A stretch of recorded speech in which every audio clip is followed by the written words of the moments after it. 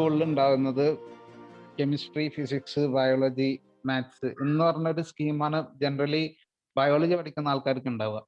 ഇങ്ങനത്തെ ഒരു സ്റ്റുഡൻറ്റിന് എടുക്കാൻ ഏറ്റവും ബെസ്റ്റ് ആയിട്ടുള്ള ഒരു കോഴ്സ് തന്നെയാണ് ലൈഫ് സയൻസ് എന്ന് പറയുന്നത്. കാരണം പ്ലസ് ടു കഴിയുന്ന ഒരു സ്റ്റുഡൻറ്റിന് ബയോളജിയിൽ എന്തൊക്കെയാണ് ഉള്ളത് എന്നുള്ളൊരു ഐഡിയ ഉണ്ടാവില്ല.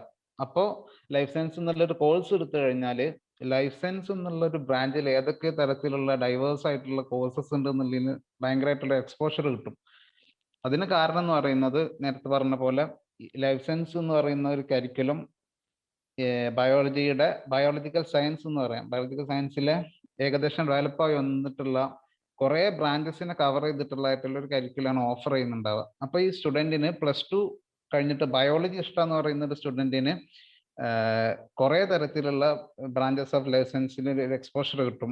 അത് കിട്ടിക്കഴിഞ്ഞാൽ ഈ സ്റ്റുഡൻസിന് തീരുമാനിക്കാൻ പറ്റും ഞാൻ ഏത് രീതിയിലേക്കാണ് മുന്നോട്ട് പോകേണ്ടത്. എനിക്കിപ്പോൾ റിസർച്ചിലേക്ക് ഇൻട്രസ്റ്റ് വന്നു കഴിഞ്ഞാൽ ബയോളജിയുടെ ഏത് ബ്രാഞ്ചിലുള്ള റിസർച്ചിലേക്ക് പോകണം എന്നുള്ളതിനൊക്കെ ഒരു ക്ലാരിറ്റി കിട്ടാൻ വേണ്ടിയിട്ട് ബെസ്റ്റ് ആയിട്ടുണ്ടാകുന്നത് ഒരു ഓപ്ഷനാണ് ലൈഫ് സയൻസ് എന്നുള്ളൊരു കോഴ്സ്.